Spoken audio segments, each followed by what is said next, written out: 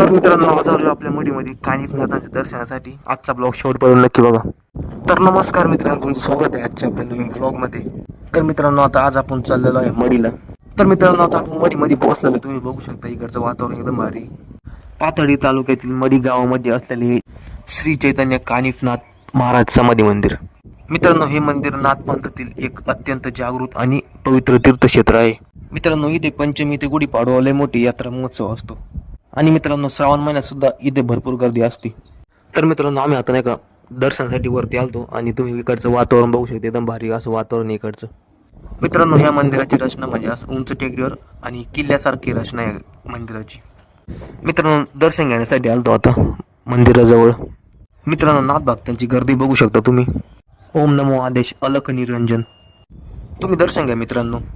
मित्रांनो, इथं आहे ते डाळिंबाचं झाड. इथे आपली जी पण इच्छा असते इथे धागा बांधल्यानंतर ते पूर्ण होते. आज पण मित्रांनो लय नाथ भक्त आलेले दर्शनासाठी.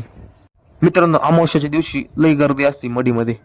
कानिफनाथांचा जन्म हत्तीच्या काळातून झालेले, त्याची प्रतिमा आहे इथं, त्याच्यामुळे त्यांचं नाव कानिफनाथ आहे. सर्व नाथ भक्तांना ओम नमो आदेश अलख निरंजन. मित्रांनो, आता आपलं दर्शन वगैरे सगळं झालेलं आहे. आता आपण जाऊ खाली. तर मित्रांनो, आजचा ब्लॉग आवडला असेल तर नक्की लाईक करा. आपलं इंस्टाग्राम पेज फॉलो करून घ्या. यूट्यूब चॅनल सबस्क्राईब करा. आणि कोण कोण मडीला आले तेवढं कमेंट करून